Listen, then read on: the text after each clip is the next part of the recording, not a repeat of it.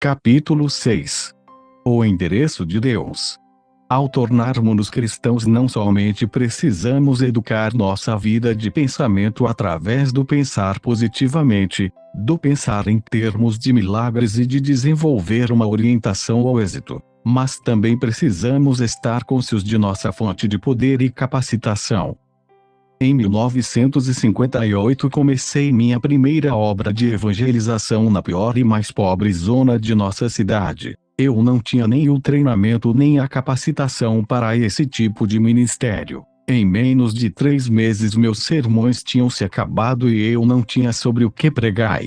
Você pode dizer facilmente que, tratando de você, simplesmente sairia e contaria a história da salvação. Mas não se pode falar somente de salvação noite e dia. Para fazer um único sermão eu passava toda a semana lendo a Bíblia, do Gênesis ao Apocalipse, consultando uma pilha de comentários bíblicos, mas não conseguia preparar nenhum sermão que valesse o nome. Esse problema fez-me sentir que não tinha sido chamado para o ministério. Os pobres de meu bairro não estavam muito preocupados com o céu ou com o inferno. Viviam procurando subsistir e sua preocupação e angústia era a sobrevivência. Não tinham tempo para pensar no futuro. Aonde quer que eu fosse pediam-me arroz, roupas ou algum dinheiro para construir uma choça para se abrigarem. Mas eu não estava em melhores condições do que eles. E também vivia em uma choça. Vestia-me muito humildemente e muitas vezes passava sem alimento. Nada tinha pai a oferecer-lhes. Esta é uma situação desesperadora. Sabia que Deus tinha todos os recursos imagináveis, mas nessa época ainda não sabia como obter tais recursos. Havia momentos em que parecia estar muito perto do Senhor. Era como se eu estivesse tocando. No dia seguinte sentia-me completamente desamparado. Muitas vezes sentia-me muito confuso e perguntava-me se realmente estava vivendo a vida do Espírito. Dizia muitas vezes: ó, Senhor, sei que estou em Cristo Jesus.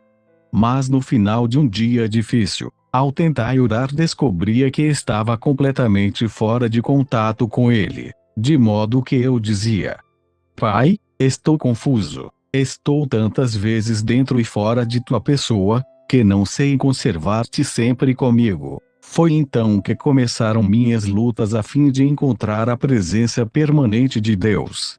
Os orientais, particularmente, requerem de sua fé religiosa ou conhecer a habitação, o endereço do Deus que adoram. A maior parte dos orientais crescem sob a influência da adoração paga, e precisam da localidade, do endereço de seu Deus a fim de ir adorá-lo. Quando eu era pagão e necessitava encontrar meu Deus, ia a um templo dedicado a ele e me ajoelhava perante sua imagem e dirigia-me a ele pessoalmente. No paganismo, a pessoa tem de saber o endereço de seus deuses. Mas ao entrar para o cristianismo, não pude localizar o endereço de nosso Deus. Isso sempre me trazia dificuldades ao coração. Na oração do Pai Nosso sempre dizemos: Pai nosso que estás no céu. Pensava eu, onde é o céu? Bem, uma vez que a terra é redonda, para os que vivem no lado de cima, o céu está acima deles. Mas para os que estão no lado de baixo, o céu deve ficar abaixo deles. Por isso, sempre que se mencionava Pai nosso que estás no céu, eu ficava confuso. Pai, onde estás? Perguntava. Estás aí, aqui, onde? Pai, por favor, dá-me teu endereço. Portanto, quando os orientais vêm para o cristianismo, têm uma luta real, pois não conseguem encontrar o endereço de Deus. Muitos vinham a mim perguntando: Pastor Cho, dá-nos pelo menos uma visão geral, ou até mesmo uma imagem de a quem nos dirigir. O Senhor pede que acreditemos em um Deus, mas onde está Ele? Na primeira parte de meu ministério respondia: lhes simplesmente falem com o Pai Celestial. Não sei o seu endereço nem localidade. Às vezes ele vem a mim e outras vezes não. Clamava a ele muitas vezes, pois não podia continuar esse tipo de pregação. Precisava ter um endereço definido. De modo que comecei a procurar o endereço de nosso Deus. Em minha imaginação cheguei a Adão e disse: Senhor Adão, tenho certeza de que é o nosso primeiro pai. Sei que o Senhor tem o endereço. Por favor, dê-me o endereço de nosso Pai Celestial. Então ele me diria com bastante alegria: bem, ele mora no Jardim do Éden. Se você for lá, encontrará a localidade do Pai. Quando o Senhor caiu da graça, perguntei: foi tirado do Jardim do Éden. Qual é o endereço desse jardim? Bem, acho que não sei, respondeu Adão. Então, através da imaginação, decidi ir visitar Abraão. Estava desanimado, mas cheguei a Abraão e disse: Senhor Abraão, o Senhor é o pai da fé, e muitas vezes encontrou-se com Deus. Por favor, diz-me onde é o endereço do Pai. Abraão respondeu: bem, sempre que precisei de Deus erigia um altar, sacrificava um animal e esperava por ele. Às vezes ele vinha a mim e às vezes não. Não conheço, pois, seu endereço. Então deixei Abraão e fui a Moisés, dizendo: Senhor Moisés, certamente que o Senhor conhece o endereço do Pai. O Senhor teve a presença dele continuamente. É claro que eu conheço, respondeu Moisés. Ele estava no tabernáculo construído no deserto. De dia ele se encontrava na coluna de nuvem e de noite ele estava na coluna de fogo. Vá lá e encontrará Deus. É lá que ele mora. Mas, disse eu, quando os israelitas entraram em Canaã, o tabernáculo do deserto desapareceu. Onde está esse tabernáculo, hoje?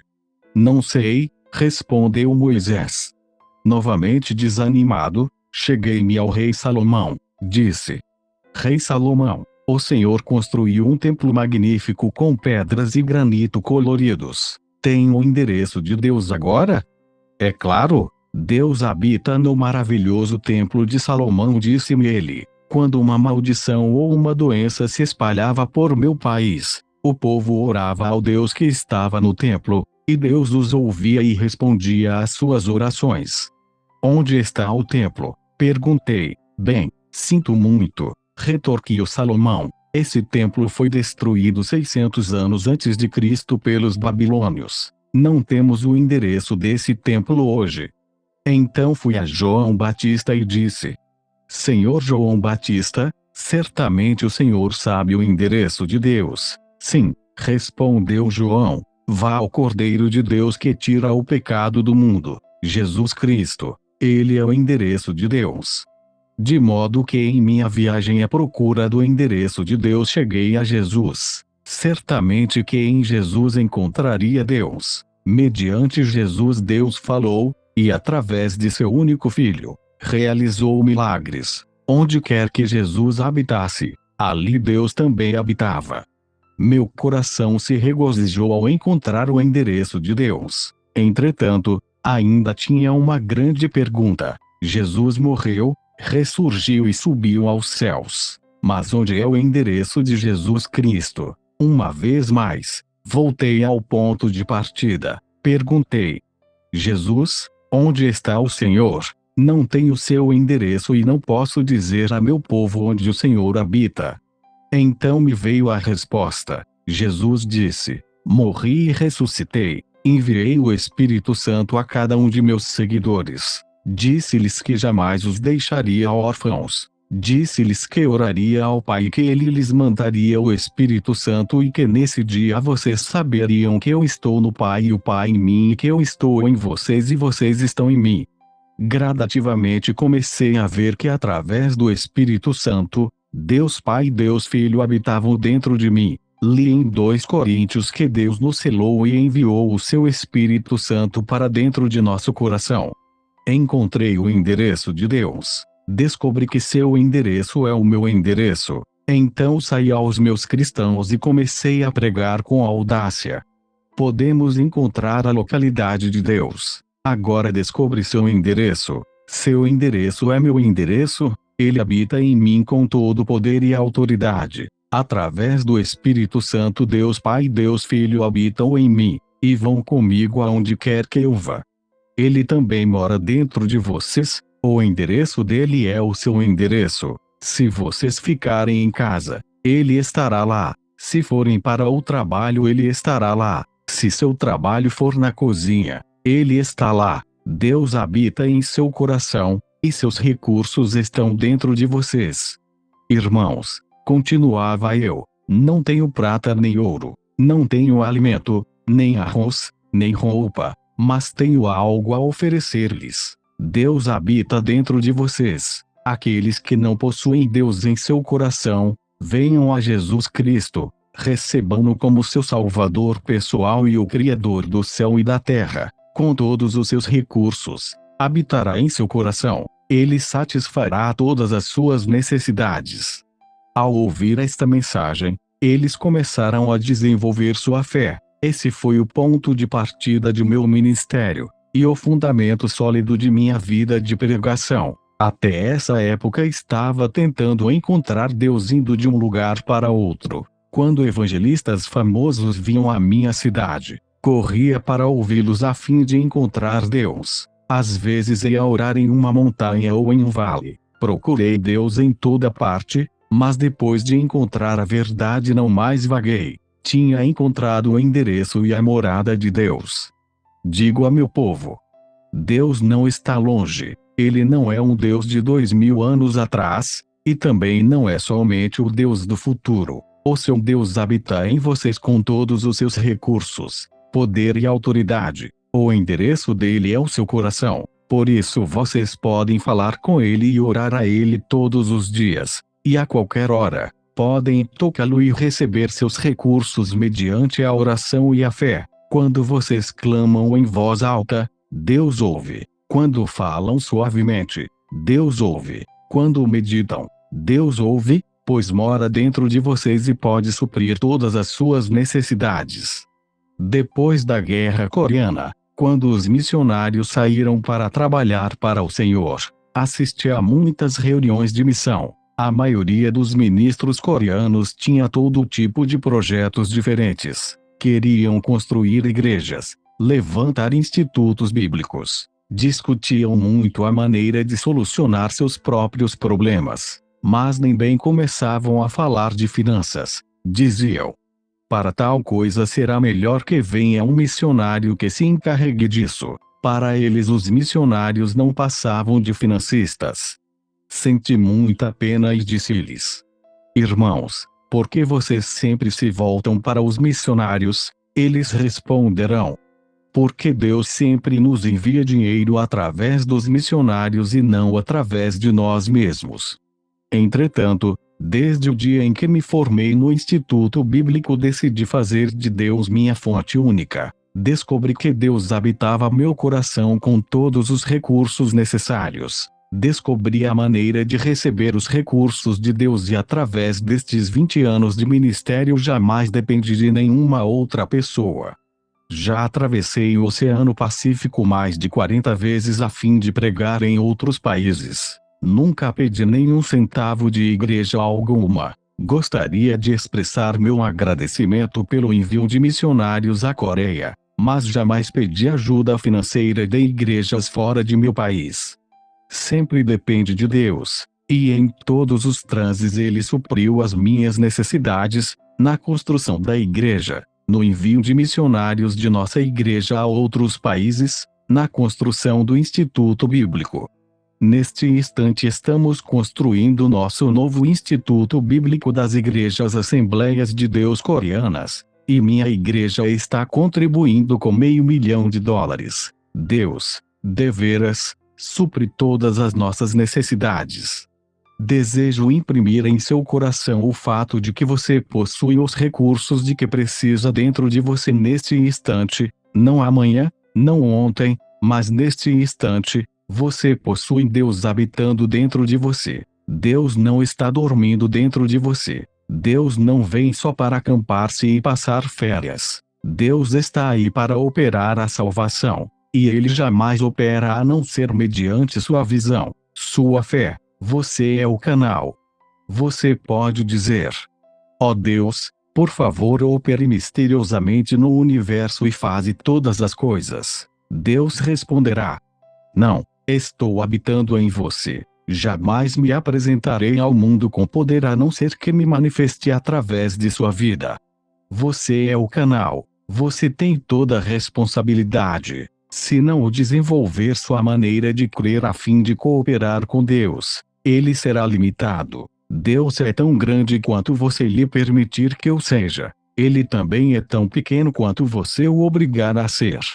Quando os pecadores vêm a Jesus, ao quebrados e infelizes, primeiramente lhes ensinam que Deus habita em seu interior e que possuem todo o recurso em Jesus Cristo. Então procuro reeducá-los para que desenvolvam seu coração a fim de cooperar com Deus. Todos, sem exceção, partem com nova fé e levam uma vida milagrosa e vitoriosa.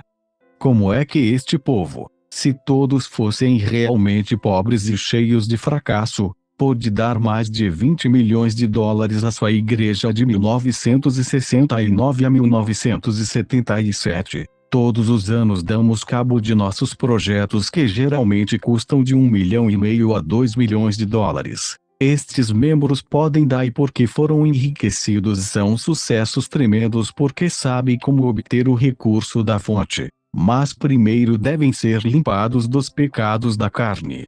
A maioria das pessoas luta com 4 pecados da carne, pecados estes que devem ser vencidos antes que cristão possa operar ativamente com Deus. Se não se livrarem destes pecados, seus canais serão tão entupidos que Deus não terá a oportunidade de fluir através deles. Descobri esses pecados durante meus 20 anos de aconselhamento.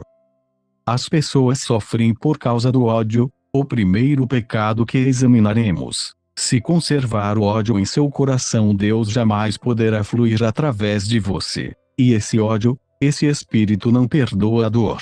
Será o inimigo número 1 de sua fé. Cristo Jesus destaca esse fato em Mateus 6:14, 15, porque se perdoardes aos homens as suas ofensas, também vosso Pai Celeste vos perdoará. Se, porém, não perdoardes aos homens as suas ofensas, tampouco vosso Pai vos perdoará as vossas ofensas.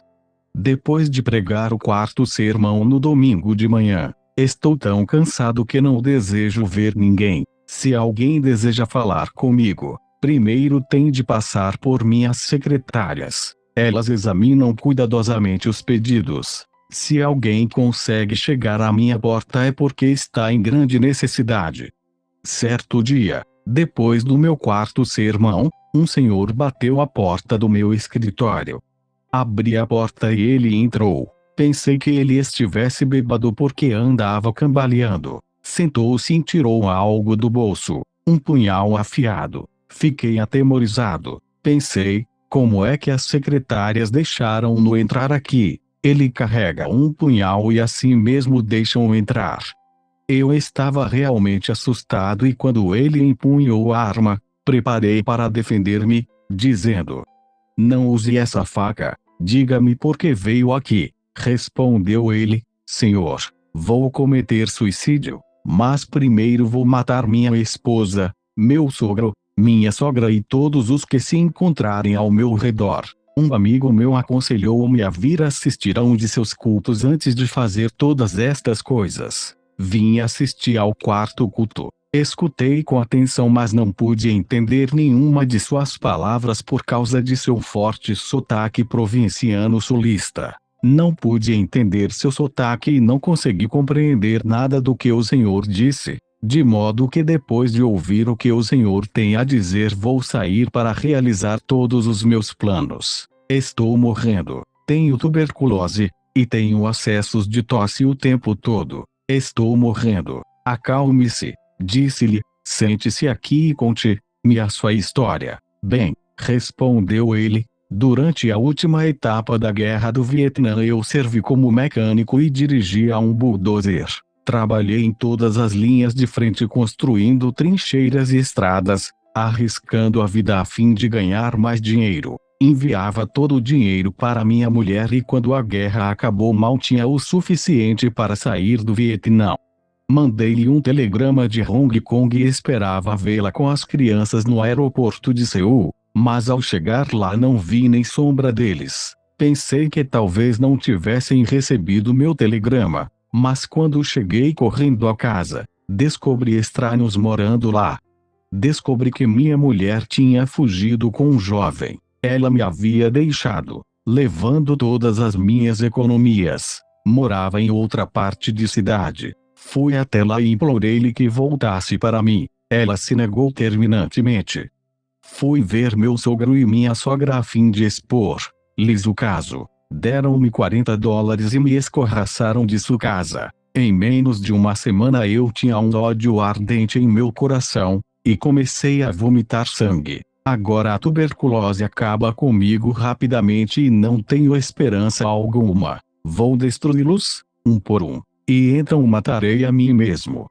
Cavalheiro, disse-lhe eu, essa não é a maneira de fazer vingança. A melhor maneira de se vingar é encontrar um novo emprego, construir um lar mais lindo e melhor e mostrar a eles do que é capaz. Desta maneira você realmente poderá vingar-se, mas matá-los e depois matar a si mesmo não lhe trará satisfação alguma. Odeio-os, clamou ele.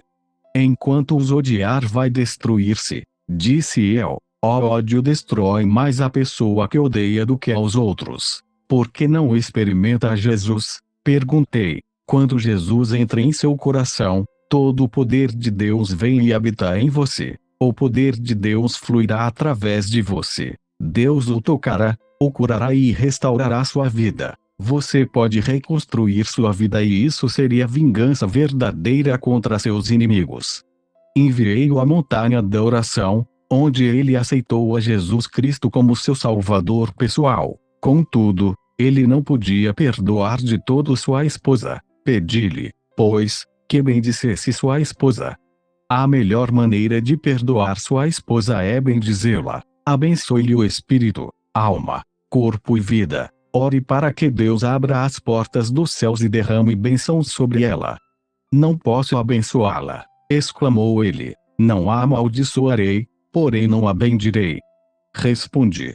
Se não a abençoar, não será curado. Ao abençoar, as bênçãos começam em você. Você vai aproveitar mais de suas bênçãos do que ela. Temos um ditado que diz: se deseja sujar o rosto dos outros com barro, terá primeiro de sujar suas mãos, de modo que se amaldiçoar sua mulher, a maldição primeiro tem de sair de sua boca e você será amaldiçoado primeiro. Mas se abençoar sua esposa, a palavra de benção procederá de seu coração, saindo-lhe pela boca e você será abençoado primeiro. Assim sendo, vai em frente e bendiga-lhe. Ele começou a abençoá-la, a princípio por entre os dentes. Orou: ó Deus, abençoa minha mulher, abençoa e dá-lhe a salvação. Ó Deus, dá-lhe a bênção.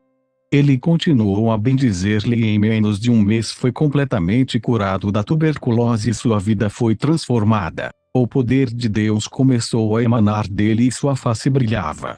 Ao encontrá-lo, um mês mais tarde, ele exclamou excitadamente: ó, pastor Cho, regozijo-me no Senhor, louvo-a Deus porque agora realmente aprecio de verdade a minha esposa. Foi por ela ter me deixado que encontrei Jesus. Oro por ela todos os dias. Renovei minha licença para dirigir tratores. Tenho um novo emprego. Estou construindo um novo lar e espero que minha esposa volte pai a mim.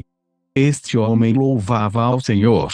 Ele reconstruía sua vida através do poder de Deus que tinha começado a emanar de sua vida. Ele estava curado de espírito e corpo. Se não se livrar de seu ódio, não poderá entrar em contato com o Senhor. Quando você sair a pregar o Evangelho, deve ajudar as pessoas a compreender isto. Certo dia uma professora veio ver-me. Ela era diretora de uma escola e sofria de artrite. Tinha ido a todos os hospitais, mas não tinha sido curada. Impus as mãos sobre ela, orei, repreendi a doença, gritei, fiz tudo o que podia. Mas Deus não a tocou. Muitas pessoas tinham sido curadas na igreja, mas a despeito de tudo, ela não era curada. Afinal comecei a desistir. Mas certo dia o Espírito Santo disse: não grite, ore e repreenda. Não posso fluir através dela porque ela odeia o ex-marido. Eu sabia que ela se tinha divorciado 10 anos antes. Então, enquanto ela estava sentada à minha frente, eu disse: Irmã, por favor, divorcie-se de seu marido. Ela olhou para mim e disse: Pastor, o que o senhor quer dizer com divorciar-me de meu marido? Nós estamos divorciados há mais de 10 anos. Não, não estão, respondi-lhe. Oh, sim, insistiu ela. Sim, responde, é claro que estão, legalmente, mas mentalmente você nunca se divorciou dele. Você o amaldiçoa todas as manhãs. Todos os dias você o amaldiçoa e odeia. Em sua imaginação nunca se divorciou de seu marido. Em sua mente ainda vive com ele, e esse ódio está lhe destruindo e secando-lhe os ossos. Por causa disto sua artrite não tem cura. Médico algum poderá curá-la, retorquiu ela. Mas ele causou-me tanto prejuízo. Quando me casei com ele, ele nunca arrumou um emprego. Esbanjou todo o meu dinheiro, destruiu minha vida e depois foi viver com outra mulher. Como é que posso amá-lo? Respondi. Amá-lo ou não é problema seu, mas se não o amar, morrerá de artrite. A artrite somente será curada pelo poder de Deus. O poder de Deus jamais cairá do céu como um meteoro a fim de tocá-la e curá-la. Não, continuei. Deus habita dentro de você, e ele vai emanar de seu interior e curá-la. Mas seu ódio impede o fluxo do poder de Deus. Por favor, comece a bendizer seu marido. Bendiga seu inimigo e faça o bem a ele. Então aprenderá a amá-lo e criará um canal pelo qual o Espírito de Deus vai fluir e tocá-la. Ela tinha o mesmo problema do homem que sofria de tuberculose. Chorando, ela disse: Não posso amá-lo, pastor. Por favor, perdoa-me. Não o odiarei, mas não o amarei.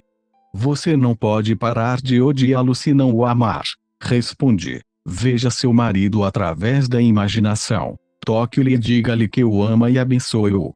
Uma vez mais ela relutava, de modo que fiz uma oração por ela. Ela chorava mordendo os dentes, mas afinal começou a sentir amor por ele e orando, pediu a Deus que o abençoasse, que o salvasse e que lhe desse todas as boas coisas. O poder de Deus começou a fluir através dela e ela foi tocada. Em menos de 3 meses foi libertada de sua artrite. Sim, Deus habita em você. Mas se você não se livrar do ódio, esse arqui-inimigo, o poder de Deus não poderá fluir por seu intermédio. Muitas pessoas vivem em temor. É nossa responsabilidade como cristãos ajudar essas pessoas a livrar-se deste medo, o segundo pecado neste grupo de 4. Também já sofri de tuberculose. Sofri de tuberculose porque estava constantemente vivendo sob o temor da tuberculose. Na escola secundária, eu tinha uma aula na qual devia lidar com garrafas de álcool com ossos e intestinos humanos. A simples vista destas garrafas enchia-me de pavor. Certa manhã o professor de biologia falava sobre a tuberculose. Naquela época não havia drogas miraculosas, e o professor disse que se contraíssemos tuberculose estaríamos perdidos, e nossos intestinos teriam a aparência dos que estavam naquelas garrafas, para o resto de nossa vida. Falou dos perigos da tuberculose e no final da aula disse: há pessoas que nascem com tendência para a tuberculose. Homens com ombros estreitos e pescoço comprido são mais propensos a contrair tuberculose. Todos os alunos começaram a esticar os pescoços e a medi-los, como se fossem cegonhas. Olhando para meus companheiros, vi que eu tinha o pescoço mais comprido de todos. Imediatamente tive o pressentimento de que contrairia tuberculose. O temor oprimia-me o coração. Quando cheguei a casa, olhei no espelho. Medi o pescoço a tarde toda. O temor invadiu-me e comecei a viver sob o agudo temor da doença.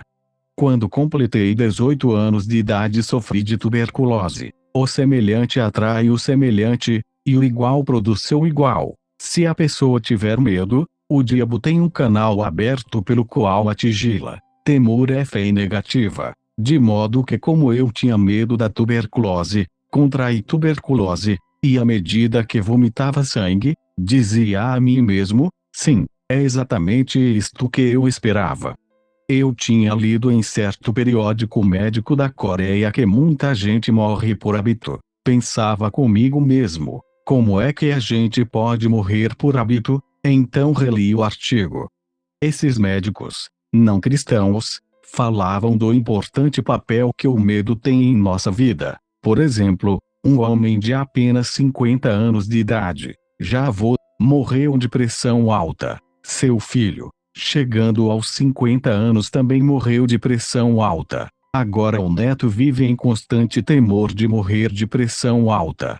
Ao chegar aos 50 anos de idade, no instante em que sentir alguma tontura, ele há de pensar: ó, isso é um ataque de coração. Se sentir alguma dor no peito, espera imediatamente outro ataque. Vive cada dia com seu temor e expectativa. O medo cria esta situação em seu corpo, e logo ele há de morrer de um ataque cardíaco. Muitas mulheres morrem por causa do medo do câncer. Certa mulher poderia dizer: bem, minha tia morreu de câncer, minha mãe morreu de câncer, de modo que, com toda certeza, também morrerei de câncer. Quando essa mulher chegar à mesma idade com a qual sua tia e sua mãe faleceram, e sentir qualquer tipo de dor, poderá dizer: ó, isto é o câncer. Certamente está chegando o meu tempo. Ela há de esperar todos os dias, dizendo a si mesma que vai sofrer de câncer, e repetirá esse pensamento muitas vezes. É desta maneira que os médicos diziam que as pessoas morriam por hábito. Se a pessoa tiver um temor específico, então o poder da destruição começa a fluir. Em 1969, quando Deus me pediu que renunciasse ao pastorado de minha segunda igreja, eu tinha 10.000 membros batizados com uma assistência regular de 12.000. Eu vivia feliz, sentia-me bem e satisfeito. Tinha uma linda casa, uma esposa maravilhosa, filhos, carro do último modelo e até chofer. Então eu disse: Deus, vou ficar nesta igreja até que meus cabelos se tornem brancos. Mas certo dia, enquanto orava em meu escritório, o Espírito Santo veio e disse: show, seu tempo aqui terminou. Você deve preparar-se para mudar. Ó, Senhor, disse eu, mudar-me. Já comecei uma igreja, e esta é a segunda que começo e edifico. Desejas que eu vá abrir um terceiro trabalho? Porque deve ser sempre eu quem dê início a novas obras. Estás escolhendo a pessoa errada. Dize a outro que vá. Assim comecei a discutir com o Senhor. Ninguém, entretanto, deve argumentar com Deus, porque ele sempre tem razão. Finalmente, Deus persuadiu-me, dizendo: você deve ir e edificar uma igreja com espaço para 10.000 pessoas. Uma igreja que possa enviar pelo menos 500 missionários. Pai, repliquei, não posso fazer isso. Tenho pavor mortal de edificar uma igreja desse tamanho. Mas Deus disse: não, disse-lhe que vai e você tem de ir. Consultei um construtor acerca dos custos. Disse-me ele por alto que eu ia precisar pelo menos de 2,5 milhões de dólares, só para a igreja. Para o terreno precisava de outro 500 mil e para o terreno contíguo a fim de construir o complexo de apartamentos outros 2 milhões. Um total de não menos 5 milhões de dólares. Perguntou-me quanto dinheiro eu tinha. Disse-lhe que possuía 2.500 dólares. Ele olhou para mim estupefato, sacudiu a cabeça e não disse nada. Então fui a uma reunião dos anciãos da igreja e contei-lhes o plano. Certo ancião disse: pastor, quanto dinheiro o senhor vai conseguir nos Estados Unidos? Nenhum centavo, disse-lhe eu. Disseram: ó senhor é um bom homem, um ministro genuíno, mas não é homem de negócios. Não é assim que se constrói uma igreja e um complexo de apartamentos. Então reuni meus 600 diáconos. Quando lhes contei o plano, Começaram imediatamente a agir como coelhos assustados, como se eu fosse impor-lhes um tributo de sangue. Senti-me desnorteado, estava cheio de medo. Fui ao Senhor. Senhor, ouviste todas as palavras dos anciãos e dos diáconos. Estão todos de acordo, de modo que o Senhor tem de pensar sobre este assunto de novo. Então o Espírito falou ao meu coração. Filho, quando foi que lhe pedi que fosse falar com os anciãos e com os diáconos? Então eu não devia, perguntei. O Espírito respondeu. Mandei que você construísse uma igreja, não que a discutisse. Essa é minha ordem. Levantei-me, dizendo: sim, se essa é tua ordem, cumpri-la-ei. Fui à prefeitura e comprei a crédito quase 2 hectares no bairro mais caro, situados em frente do edifício do Congresso, um dos lugares mais cobiçados de toda a Coreia. Depois fui ao construtor e assinei um contrato com ele para a construção da igreja e do complexo de apartamentos, tudo a crédito. Pensei com meus botões, eles construirão a igreja, eu confiarei em Deus e verei o que acontece. No dia em que começaram as obras fizemos um culto especial. Finalizado o culto, fui ver como as coisas andavam. Pensei que os trabalhadores abririam umas poucas valas e que ali começariam a colocar o cimento para os alicerces e que em pouco tempo o edifício estaria terminado. Mas havia dúzias de bulldozers trabalhando e cavando a terra como se fossem fazer um lago. Fiquei louco de medo e perguntei: Pai, vês como estes homens estão cavando? Eu terei de pagar por tudo isso. Não posso. Fiquei paralisado de medo. Meus joelhos começaram a tremer, e pela imaginação me vi sendo levado num carro da polícia. Ajoelhei-me e orei. Ó Deus, que posso fazer? Onde devo me enfiar? Onde estás tu? Sei que és o recurso total, e coloco minha confiança em ti. Enquanto orava, tive uma visão de Deus trabalhando, e o medo me deixou. Quando abri os olhos e de novo vi as obras, voltei a sentir-me cheio de medo. Por isso, durante o tempo que a construção durou, vivi mais com os olhos fechados do que com eles abertos.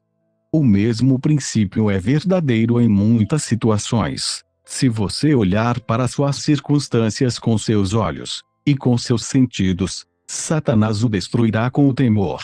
Mas se fechar os olhos e olhar para Deus, então poderá crer. Há 2 tipos diferentes de conhecimento: conhecimento sensório e conhecimento revelado. Devemos viver pelo conhecimento revelado encontrado do Gênesis ao Apocalipse, não por nosso conhecimento sensório. Devemos instruir as pessoas a desistirem do temor do seu ambiente e de suas circunstâncias. Se não o fizerem, não poderão desenvolver a fé, nem Deus poderá fluir através delas. Peça-lhes que entreguem seus temores ao Senhor. Ensine-lhes a colocar sua fé somente na palavra de Deus.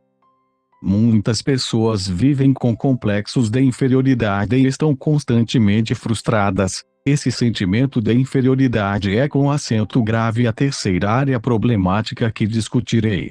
Se as pessoas sentirem-se inferiores por viverem numa área de favelas, você não as poderá tirar dali. Talvez tenham fracassado em seus negócios e se resignaram a ser fracassos. Mas enquanto tiverem essa atitude, você não as pode ajudar.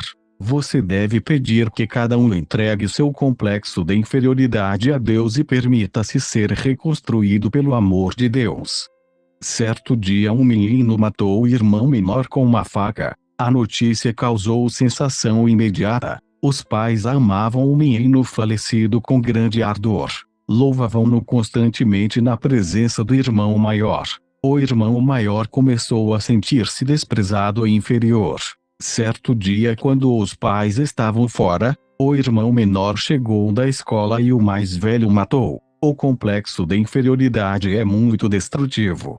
Uma vez sofri de um complexo de inferioridade. Depois de lutar durante 2 anos em meu primeiro trabalho pioneiro, a igreja começou a crescer. Mas era uma igreja muito barulhenta, Uma verdadeira igreja pentecostal. Muita gente recebia o batismo no Espírito Santo e muitos eram curados de diversas doenças. Certo dia o executivo principal de nossa denominação mandou chamar-me. Nessa época eles estavam em meio caminho entre os pentecostais mais ardorosos e os presbiterianos mais conservadores. Perguntaram-me: você realmente está orando pelos enfermos e fazendo com que as pessoas gritem e falem em outras línguas em seus cultos? Sim, respondi. Você é um fanático? Asseveraram.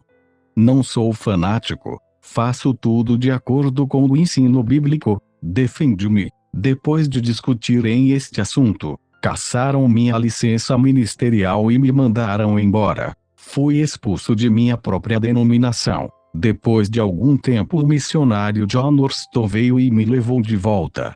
Ao ser expulso fui atingido por sentimentos de inferioridade. Esse complexo de inferioridade produziu em mim um sentimento de destruição. Foi-me difícil sair dessa situação.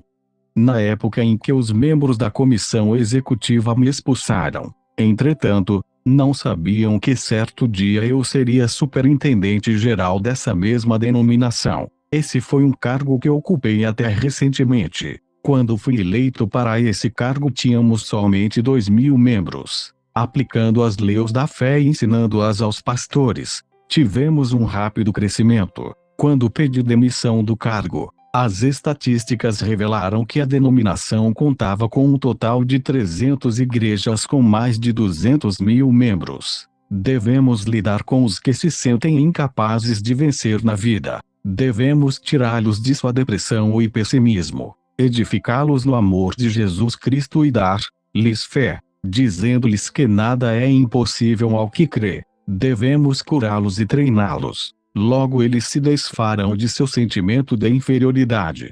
Certo domingo de manhã, enquanto pregava no segundo culto, vi um homem que eu sabia estar mentalmente doente. Ele foi trazido com os pés e mãos amarrados. Nesse dia estávamos fazendo compromisso para terminarmos com êxito a 5ª etapa da construção. Muitas pessoas estavam preenchendo cartões de compromisso. Quando esse homem recebeu um cartão ele o preencheu com a quantia de $100. Sua esposa riu quando os diáconos passaram para recolher as ofertas. Não acredite nele, disse ela. Ele está doido. Mas depois do culto, quando o fui ver, ele estava completamente curado pelo poder do Espírito Santo. Estava de novo em perfeito juízo, plenamente consciente do que fazia e dizia. Tinha sofrido de um profundo complexo de inferioridade, explicou.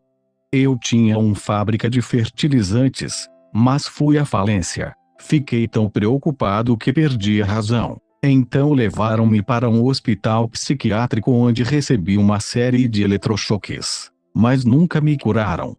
Mas enquanto estava sentado ali ouvindo as suas palavras, subitamente saí de meu estado mental e tive consciência da realidade. Perdi meus amigos, meu prestígio e meu crédito. Tenho uma montanha de dívidas. Não posso fazer nada. Não sou ninguém. Você é alguma coisa, disse-lhe eu. Você não é inferior.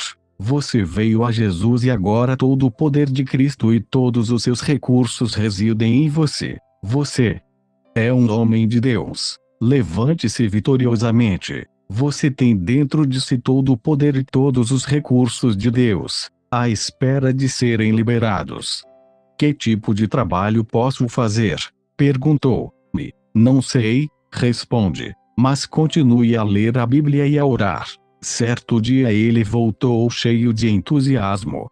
Pastor, li o versículo da Bíblia que diz sermos o sal e a luz do mundo. Que lhe parece eu entrar no negócio de vender sal a varejo?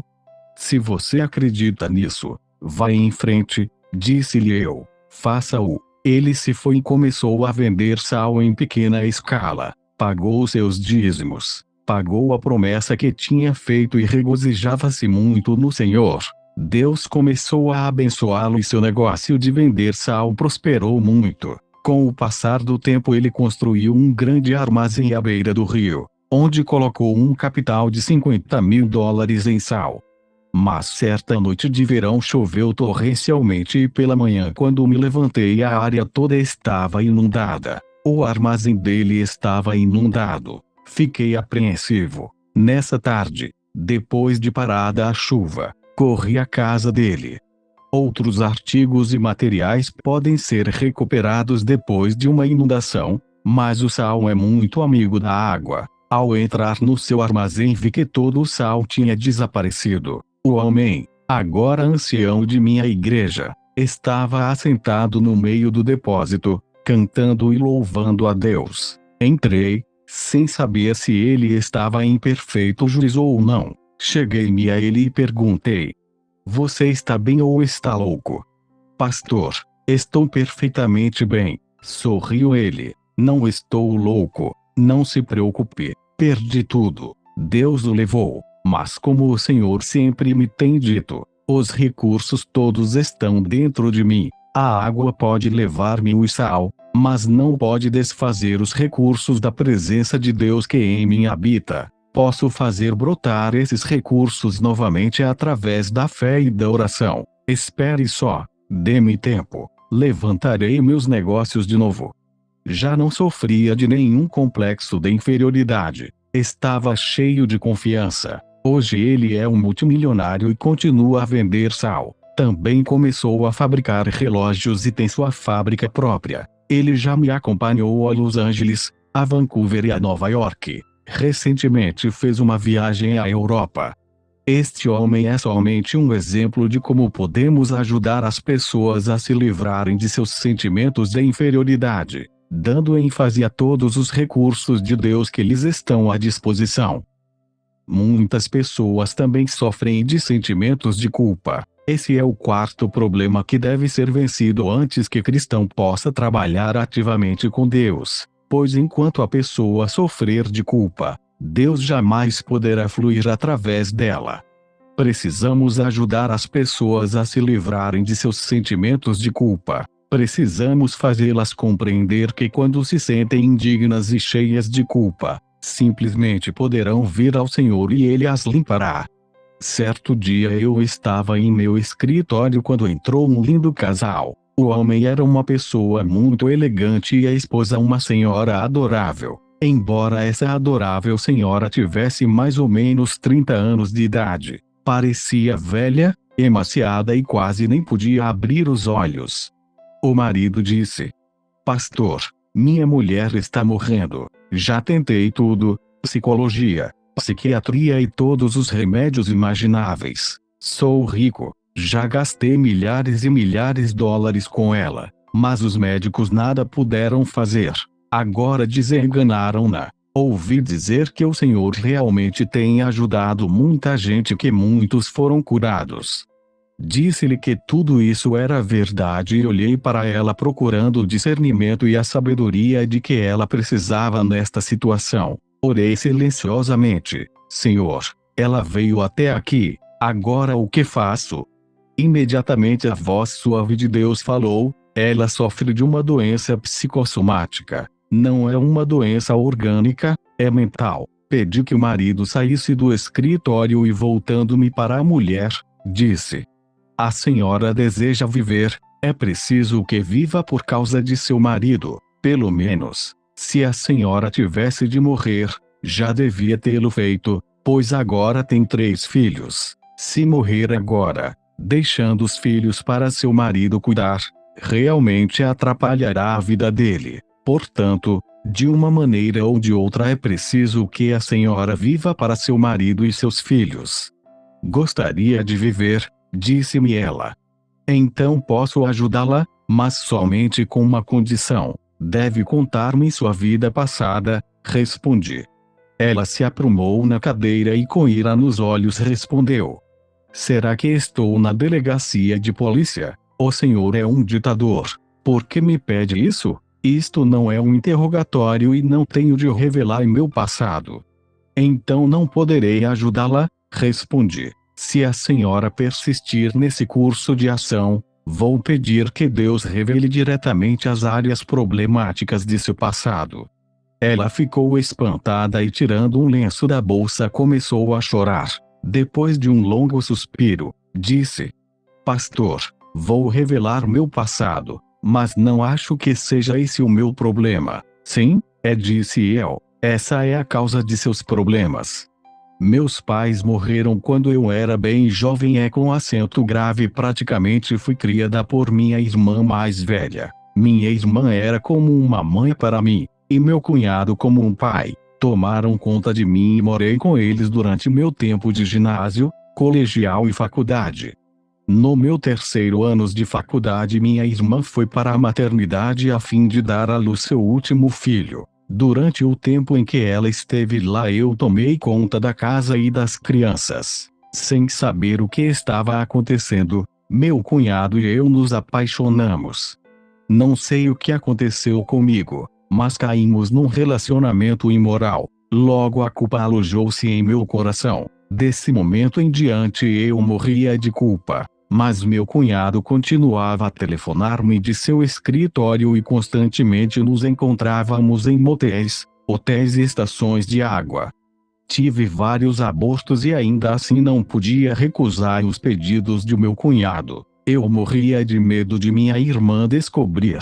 Por isso meu cunhado intimidava-me continuamente. Eu estava sendo destruída aos poucos. Ao formar-me, decidi que me casaria com o primeiro homem que me propusesse casamento. Encontrei um emprego e o jovem que agora é meu marido pediu-me que me casasse com ele. Nada perguntou do meu passado. Aceitei porque assim me afastaria de meu cunhado. Casei-me com ele e com o correr do tempo ele se tornou muito rico. Demitiu-se de seu antigo emprego e começou seu próprio negócio. Agora está rico. Temos um bom lar, dinheiro, tudo. Mas desde o dia que caí com meu cunhado, tenho sofrido destes fortes sentimentos de culpa. Sempre que tenho relações com meu marido, sinto-me como se fosse uma prostituta. Não tenho o direito de receber o seu amor. Por dentro choro amargamente. Meus filhos são como anjos. Gostam de me abraçar, dizendo: mamãe, e odeio a mim mesma. Sei que sou uma prostituta. Não sou digna de receber este tipo de amor de meus filhos. Não gosto de ver meu rosto no espelho e é por isso que me visto de maneira tão desleixada. Perdi o apetite e não sinto nenhuma felicidade ou alegria no coração. A senhora deve perdoar-se a si mesma, disse-lhe. Tenho boas novas para a senhora. Jesus Cristo veio e morreu na cruz pela senhora e pelos seus pecados. Nem mesmo Jesus pode perdoar os meus pecados, clamou ela, chorando. Meus pecados são grandes e profundos demais para serem perdoados. Fiz de tudo. Todo mundo pode ser perdoado, menos eu. Enganei minha irmã e não posso confessar-lhe o que fiz. Isso prejudicaria sua vida toda. Indaguei silentemente. Senhor, como posso ajudá-la agora? Tens de ajudar-me. Então ouvi um suave cicio em meu coração e subitamente ocorreu-me uma ideia. Irmã, feche os olhos, pedi-lhe, fazendo o mesmo. Vamos até um lago lindo e silencioso. Agora estamos assentados à margem do lago. Há muito cascalho ao nosso redor. Tenho na mão uma pedrinha de cascalho. Por favor, apane uma pedra grande. Joguemos o cascalho e a pedra dentro do lago. Vou jogar primeiro. Segura a pedrinha e jogo-a no lago. Ouvi o barulho da água, um leve murmúrio e umas ondas. Onde está a minha pedrinha agora? Foi para o fundo do lago, respondeu ela.